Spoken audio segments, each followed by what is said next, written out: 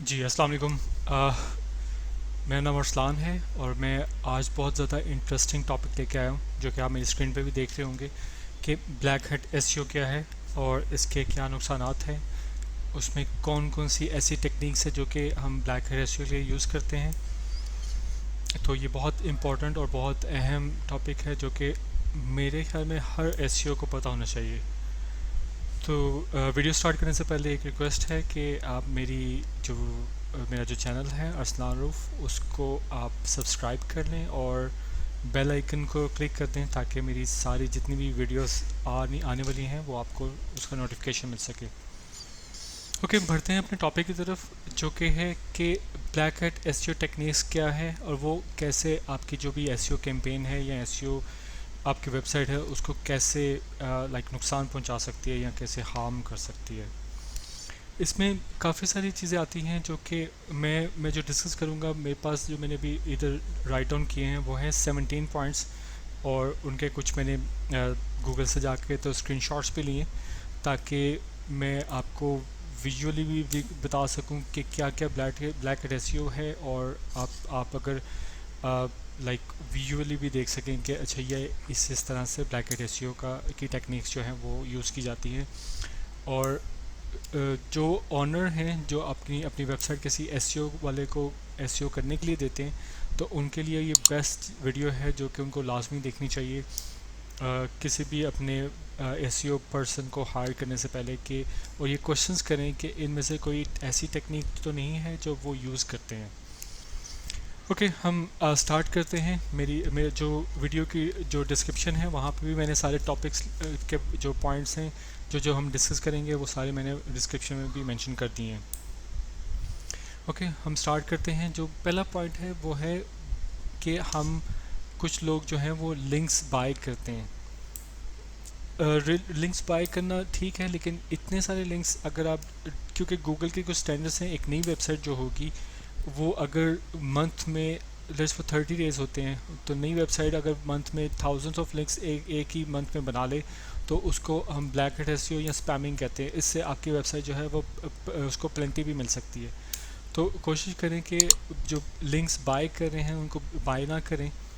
आप एक नेचुरल और ऑर्गेनिक लिंक्स जो हैं उसको क्रिएट करें ताकि आपको वाइट हैट एसईओ और जो एसईओ स्टैंडर्ड्स हैं उनको फॉलो किया जा सके। ठीक, नेक्स्ट जो पॉइंट है वो है कि कुछ ऐसे लिंक है जो ऐसी वेबसाइट्स हैं जो कि फ्री प्रोडक्ट्स को का जो लिंक है वो अपने पास बाय करके अपने पास रखती हैं।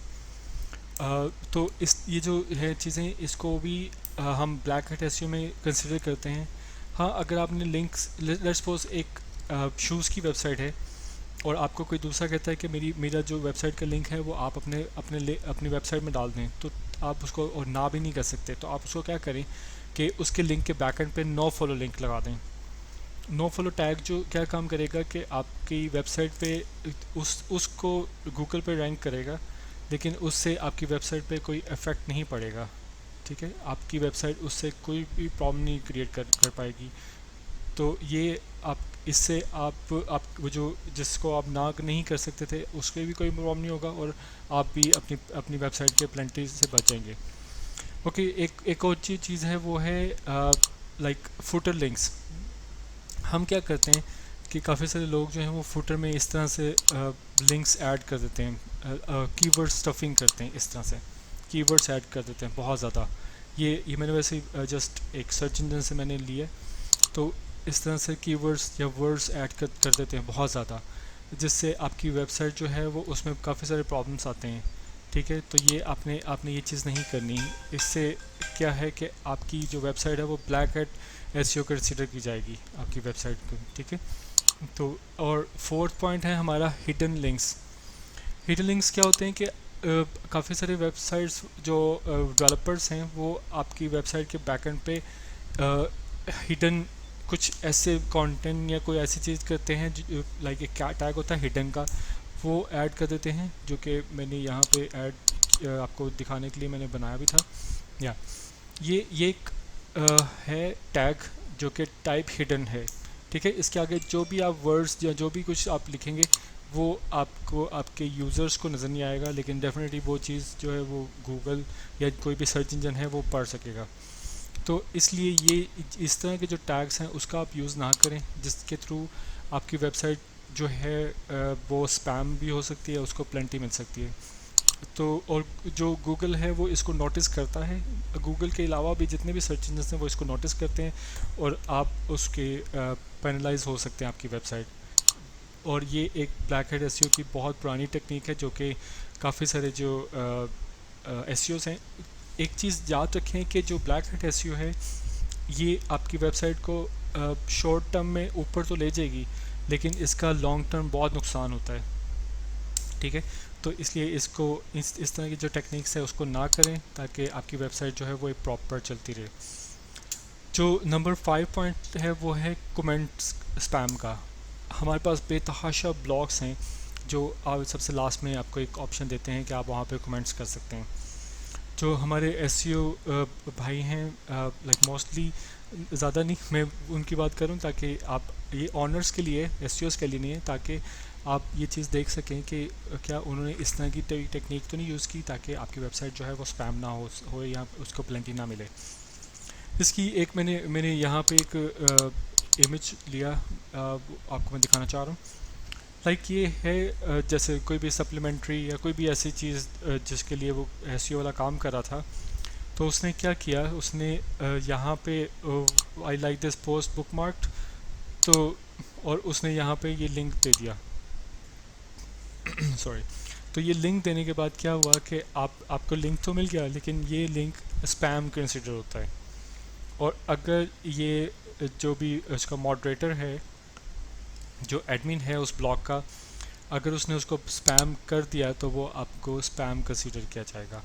और कुछ ये लैंग्वेज भी इस तरह से यूज़ करते हैं जो कि लाइक समझ में नहीं आती, जैसे वो आई थिंक कीबोर्ड टाइप करते हैं और दैट्स इट।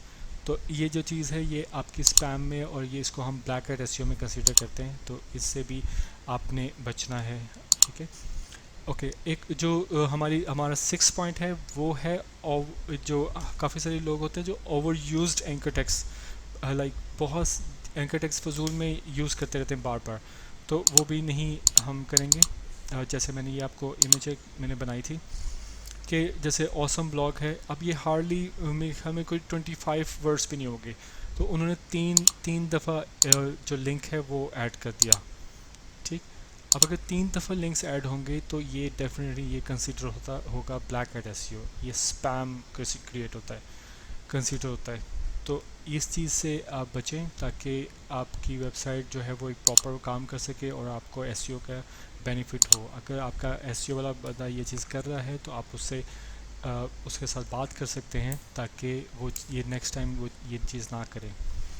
जो हमारा 7 पॉइंट है वो है लाइक मिसलिनियस बैकलिंक्स।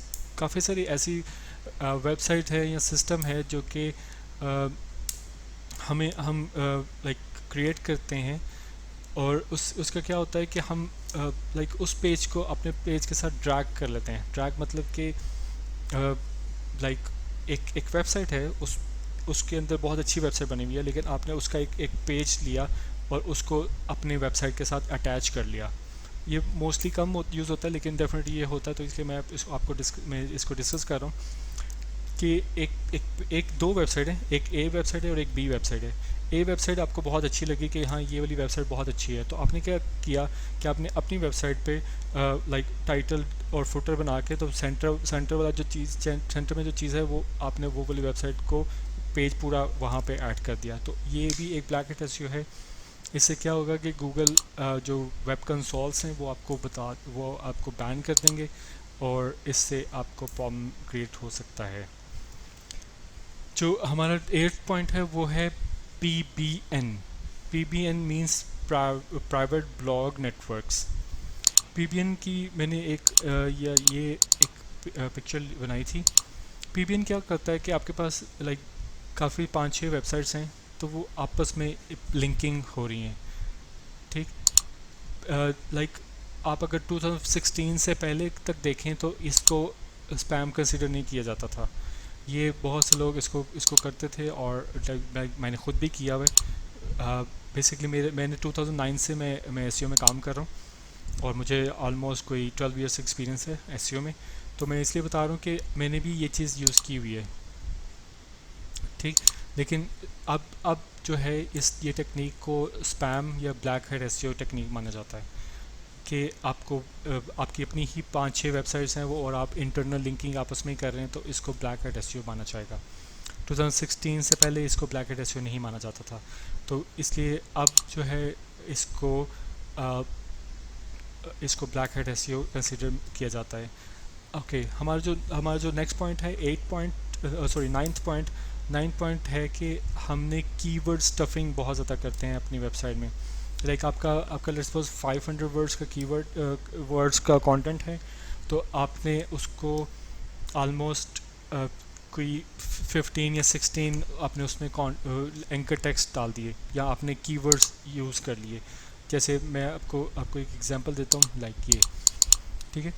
लाइक आप अगर देखें तो ये वर्ड्स गेम गेम गेम, ये आपने कोई 15 या 16 टाइम्स ये एक 500 वर्ड्स के कंटेंट में या 300 वर्ड्स के कंटेंट में आपने गेम्स का वर्ड यूज़ किया।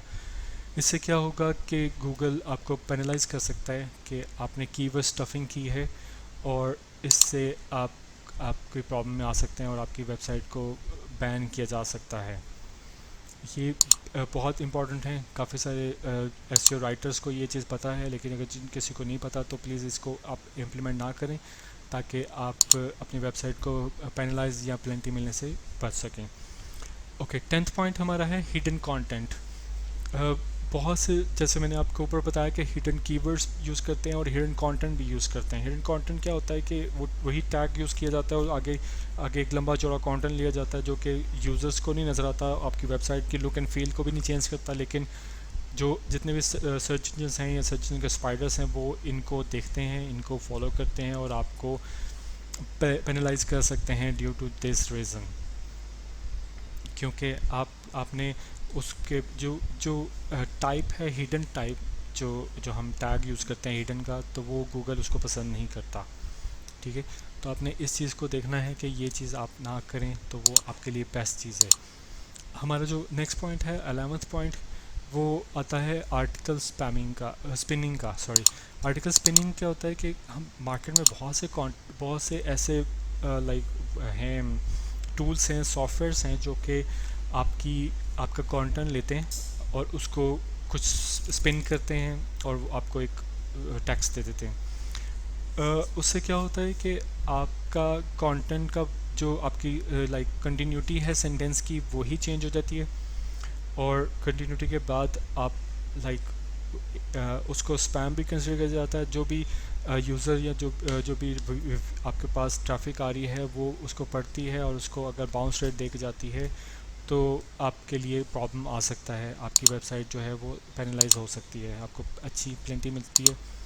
एक चीज़ बहुत इंपॉर्टेंट जो मैं आपको बताना चाह रहा हूँ वो ये है कि आपकी वेबसाइट को अगर प्लेंटी मिलती है तो उसको गूगल स्पैम बॉक्स से निकालने के लिए कम से कम हमें 3 to 4 मंथ्स चाहिए होते हैं उसकी एक वेबसाइट को निकालने के लिए। अगर आप कहते हैं कि नहीं मुझे फ़ौरन चाहिए, तो ऐसा नहीं है। इसलिए मैं ये पॉइंट्स बता रहा हूँ, ये जो 17 पॉइंट्स हैं, ताकि आप उन चीज़ों से बच सकें और आपको कोई प्रॉब्लम ना फेस करना पड़े। ओके, जो हमारा नेक्स्ट पॉइंट है 12th पॉइंट, वो है प्लेजरिज्म और डुप्लीकेशन।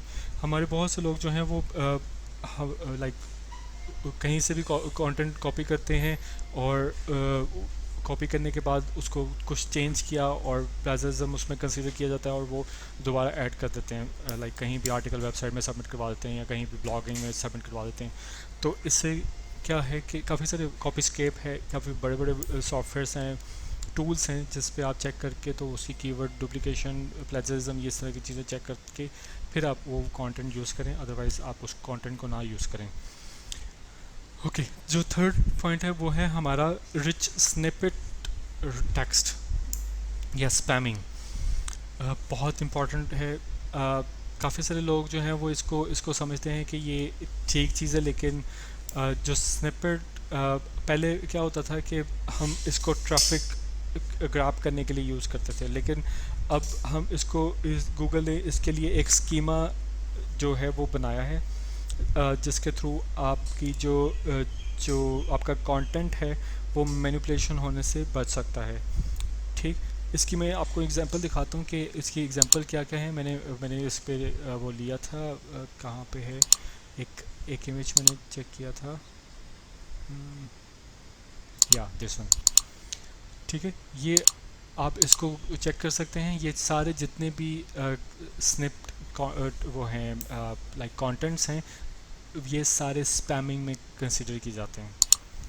ठीक है, तो इन चीज़ों को आप ना, अगर मैं इसको एक एक को एक्सप्लेन करने बैठ गया तो वीडियो जो है वो बहुत लंबी हो जाएगी। तो मैं कोशिश करूँगा कि अपनी नेक्स्ट वीडियो में इसको मैं एक्सप्लेन करूँ और आपको बताऊँ भी कि ये रिच स्निपेट स्पैम क्या होता है। ठीक, इसकी टर्म याद रखें और मुझे कमेंट में बताइएगा कि आपको ये इसकी डिटेल्ड वीडियो चाहिए, तो मैं डेफिनेटली आपके लिए बनाऊँगा। ठीक है, ओके। नेक्स्ट जो है वो जो 14th है वो है क्लॉकिंग। क्लॉकिंग एक वो क्लॉक नहीं है जो कि लाइक वॉल पे लगी होती है क्लॉक। क्लॉकिंग बेसिकली हमारी एसईओ टर्म में यूज़ किया जाता है कि आप कोई फ्लैश या कोई ऐसी एनिमेशन बनाते हैं जिसके बैकएंड पे आपने बहुत लंबा जो टेक्स्ट लिखा होता है।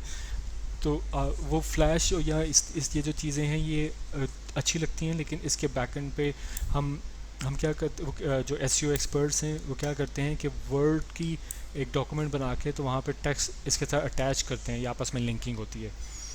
इससे प्रॉब्लम ये होता है कि आपको लाइक कुछ लाइक 15 और 20 या 30 डेज़ में आपकी वेबसाइट तो बहुत अच्छी रैंक कर देती है, लेकिन बहुत जल्दी आपकी वेबसाइट जो है वो पेनल्टी मिलती है या पैनलाइज हो सकती है, जिससे आपको डेफिनेटली प्रॉब्लम आ सकती है। तो इसलिए ये जो चीज़ें हैं ये आप ना करें। अपनी वेबसाइट को बचाने, लाइक वेबसाइट की अच्छी रैंकिंग के लिए ये चीज़ मैं इसको नहीं करता, सजेस्ट नहीं करता, ये अच्छी प्रैक्टिस नहीं है।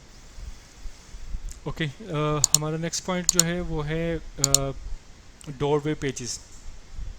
या डोरवे पेजेस क्या होता है? डोरवे पेजेस जो है वो मार्केट में वैसे तो उसको डोरवे पेजेस भी कहा जाता है, ब्रिज पेज कहा जाता है, और जंप पेजेस कहा जाता है, पोर्टल पेजेस कहा जाता है, गेटवे पेजेस कहा जाता है, और एक और टर्म थी एंट्री पेज, या एंट्री पेज भी कहा जाता है। तो आप डोरवे पेज क्या करते हैं कि हाँ, अगर बनाना है तो मैंने अपनी पिछली वीडियो जो मेरी पीपीसी से रिलेटेड वीडियो थी उसमें मैंने बताया है कि आपने अगर गूगल के लिए कैंपेन चलानी है तो डोरवे पेज बनाएं, लेकिन उसको अपने जो मेन वेबसाइट है उसके साथ लिंक ना करें। डोरवे पेज बहुत से लोग क्या करते हैं, डोरवे पेज बना के, क्योंकि डोरवे पेज मैं भी बनाता हूँ, लेकिन डोरवे पेजेस जो हैं वो आपकी जो कैंपेन चला रहे हैं या एसईओ की कैंपेन या पीपीसी की कैंपेन चला रहे हैं गूगल एडवर्ड्स पे या याहू पे, बिंग पे, तो आप उनके लिए डोरवे पेजेस यूज़ कर सकते हैं। जबकि आप अगर डोरवे पेजेस के अंदर अपनी जो मेन वेबसाइट है वहाँ उसके लिंक्स डालेंगे तो वो आपकी स्पैम कंसीडर होगी। आपने कोशिश करनी है कि उसके जो डोरवे पेज बनाए उसको अपनी वेबसाइट के साथ लिंक ना दें, इससे आपको बहुत ज़्यादा बेनिफिट होगा। नेक्स्ट जो पॉइंट है 16th पॉइंट, 16th पॉइंट हमारा है keyword stuffing in all tags. आपको पता होगा कि हमारे जितने भी वेबसाइट पे इमेजेस यूज़ होते हैं वो इमेजेस के बैकएंड पे ऑल टैग यूज़ किया जाता है। ऑल टैग जहाँ पे भी यूज़ होगा तो वो आपने कंसिडर करना है कि हमारे ऑल टैग के साथ कहीं ना कहीं इमेज लाजमी होगा। तो ऑल टैग में बहुत ज़्यादा लोग जो हैं वो कीवर्ड स्टफिंग करते हैं, ऑल टैग लगा देते हैं और 15-20 तक कीवर्ड्स ऐड कर देते हैं। जैसे वो कीवर्ड टैग होता है उनका, जैसे वो एक टाइटल जो हेड टैग होता है, जो भी वेबसाइट बनती है उसकी जो गूगल पढ़ता है वो हेड टैग पढ़ता है, उसके बाद टाइटल होता है और इसके बाद फुटर होता है, हेड टैग होता है, फिर उसके बाद बॉडी होती है। तो क्या होता है कि जो हेड टैग है वहाँ पे आप कीवर्ड यूज़ कर सकते हैं। कीवर्ड भी 4 या 5 यूज़ करें, उससे ज़्यादा ना यूज़ करें। जबकि ये जो ऑल टैग है इसमें भी एक काफ़ी होता है, एक इमेज को डिफ़ाइन करने के लिए एक टैग या एक कीवर्ड काफ़ी है। काफ़ी सारे लोग क्या करते हैं, वो कोई 15-16 तक कीवर्ड्स ऐड कर देते हैं एक इमेज के बैकएंड पे, जो कि एक ब्लैक हैट एसईओ है, और इससे आपकी जो वेबसाइट है वो स्पैम में जा सकती है। जो नंबर लास्ट पॉइंट है वो है हैक्ड वेबसाइट। हमारे बहुत से लोग मैं तो चाहता हूँ कि किसी की वेबसाइट हैक ना हो, लेकिन बहुत से लोग जो हैं वो दूसरे लोगों की वेबसाइट्स को हैक करते हैं। हैक करने के बाद क्या करते हैं कि उस वेबसाइट पे अपना लिंक लगा देते हैं। लिंक मतलब कि जब भी कोई वो वाली वेबसाइट खोलेगा तो वो दूसरी वेबसाइट पे, आपकी अपनी वेबसाइट पे चला जाएगा। ये बहुत प्रैक्टिस की जाती है कि हमारी वेबसाइट पे बहुत ज़्यादा ट्रैफिक लेके आने के लिए, जबकि ये एक ब्लैक हेड एसईओ है। मुझे भी पता है कि अगर आपको डेली के कोई 20,000 तक आपको चाहिए, ट्रैफिक चाहिए या विज़िटर्स चाहिए, तो आप एक अच्छी वेबसाइट पकड़ें, आप उसको हैक कर सकते हैं। हैक करने के बाद आप अपनी वेबसाइट का, उसकी वेबसाइट को के लिंक को रीडायरेक्ट करें जो HT एक्सेस फाइल में होता है, वो रीडायरेक्ट करके आप दूसरी वेबसाइट पे, अपनी वेबसाइट पे उसको रीडायरेक्ट करवा देते हैं, जो कि एक बहुत बहुत घटिया प्रैक्टिस है। और इससे आपकी वेबसाइट जो है वो हैक होने के बाद डेफिनेटली जितना भी आपने काम किया होगा वो सारा काम जो है, अगर उसी ड्यूरेशन में गूगल ने या किसी भी सर्च इंजन में उसने उसको क्रॉल कर लिया, तो वो आपका सारा काम जो है वो वेस्ट हो जाएगा, और आपकी जितनी भी ट्रैफिक है वो एक दूसरे बंदा जो भी जिसने आपकी वेबसाइट पे रीडायरेक्ट किया वहाँ पे चली जाएगी। तो ये थे आज के मेरे सारे पॉइंट्स। अगर आपको कोई भी पॉइंट अच्छा लगा ना लगा हो तो आप, या आपने उसकी एक्सप्लेनेशन चाहिए, तो आप मुझे कमेंट सेक्शन में बता सकते हैं। Please don't forget to subscribe my channel. मैं इंशाल्लाह आपके लिए बहुत मज़ीद वीडियोस जो हैं वो बनाता रहूँगा। अल्लाह हाफ़िज़।